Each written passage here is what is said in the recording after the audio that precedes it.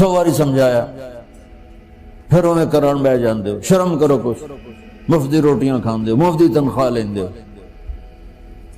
یہ پوری دنیا میں یہی ہو رہا ہے۔ تھوڑے سے میں نے پنجابی لہجہ اختیار کر لیا، یہاں تھوڑا سا انگریزی میں مہذب طریقے سے ڈانٹ ڈپٹ ہو جاتی ہوگی، لیکن یہ نیچر ہے۔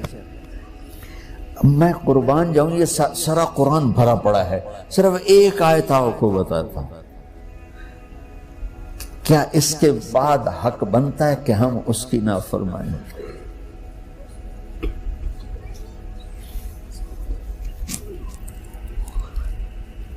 کچھ لوگ ہیں جن کے بارے میں اللہ کہتا خلطوا عملا صالحا وآخر سیئا۔ میرے کچھ بندے ایسے ہیں کبھی نیکی بھی کر لیتے ہیں، کبھی گناہ بھی کر لیتے ہیں۔ یہ اللہ تعالیٰ قرآن میں خود بتا رہا ہے کہ میرے کچھ بندے ایسے ہیں، کبھی بڑے نمازی بن جاتے ہیں، کبھی مسجد کا راستہ ہی بھول جاتے ہیں، اور کچھ بندے ایسے ہیں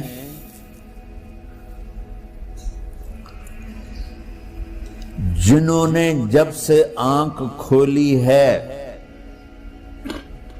اس دن سے لے کر آج تک ایک کام اللہ کو راضی کرنے والا نہیں کیا۔ ایسوں سے بھی دنیا بھری پڑی،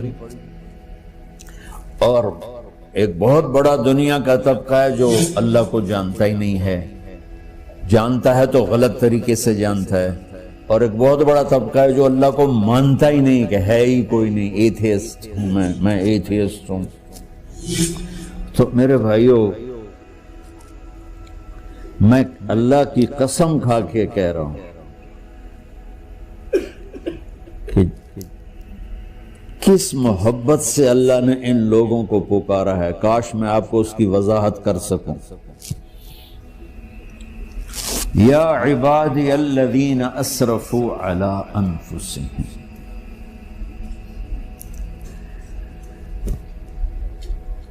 مجھے اپنے بیٹے پر بھی غصہ آتا ہے تو میں کہتا نکل جا، تو میری اولاد ہی نہیں ہے۔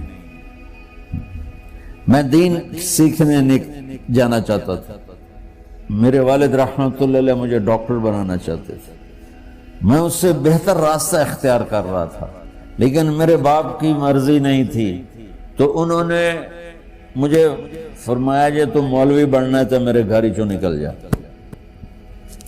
میرے کانوں میں وہ الفاظ آج بھی گونج رہے ہیں۔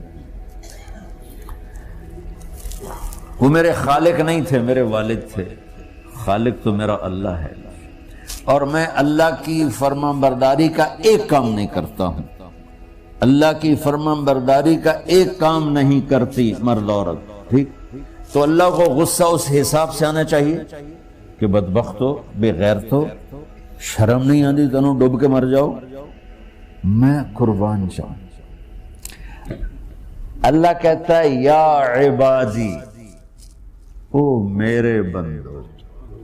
یہ پتہ کن کو کہہ رہا ہے؟ جو تبلیغ کرتے ہیں، جو علم پڑھتے ہیں، جو یہ بچے کی طرح مصلی پہ نماز پڑھاتے ہیں، جو میری طرح ممبر پہ بیٹھ کے دین بیان کرتے ہیں، جو راتوں کو اٹھ کے تہجد پڑھتے ہیں۔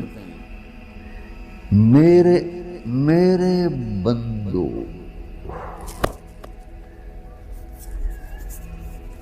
آپ نے دیکھا وہ شہد ایک دھار بناتا ہے، ٹپکتا ہوا نیچے آتا ہے نا۔ اللہ کی قسم اس آیت سے اللہ کی محبت کا شہد یوں نکلتا نظر آتا ہے۔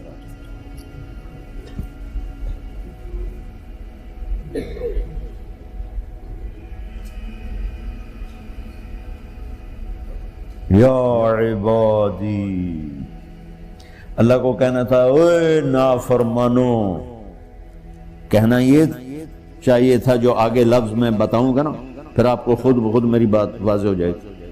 اوے نافرمانو، بے غیرتو، میرا اللہ کہہ رہا ہے یا عبادی، میرے بندے، یا عبادی، یہ بھی ایک لہجہ ہے نا، یا عبادی۔ او بھائی گل سنو، ایک لہجہ بھائی، سب حضرات توجہ فرمائیں، کتنا فرق پڑ گیا ہے۔ پہلے لہجے میں بدتمیزی تھی، دوسرے لہجے میں آپ سب کا احترام تھا۔ میرا رب تو بے نیاز ہے، اس سے ہماری کیا ضرورت ہے؟ سارے آسمان سجدے سے بھرے پڑے ہیں، فرشتے مقدے ہی نہیں۔ پھر وہ ہمیں یا ایھا الناس نہیں کہتا، اوے لوگو، یا ایھا الناس، اوے لوگو، یا عبادی، او میرے بندو، میرے یا عبادی سے یوں لگتا ہے جیسے اللہ آگے بڑے رابعہ بصری جیسی عورتیں اور جنید بغدادی جیسے مردوں سے اللہ بات کرنے لگا ہے۔ 3 لفظ ہیں،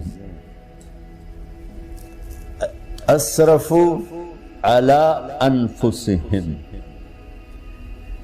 وہ بندے جنہوں نے جب سے آنکھ کھولی ہے ایک دفعہ بھی مجھے خوش کرنے کا کام نہیں کیا، آ جاؤ تم بھی میرے ہی ہو۔ سبحان اللہ نے ایسے باہیں پھیلا دی اپنی رحمت کی۔ یا عباد، تقوی والے نہیں کہا،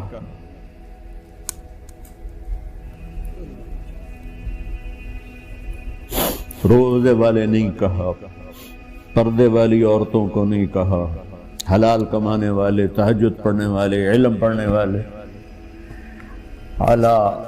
اعلیٰ کا مطلب یہاں بہت طاقتور ہے، عربی کے حرفوں کا بھی مطلب ہوتا ہے۔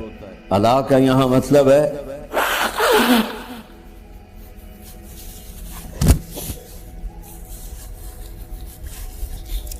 آپ نے اس ممبر کو کور کیا ہوا ہے کپڑے کے ساتھ، کہیں سے نظر آ رہا ہے؟ بولو۔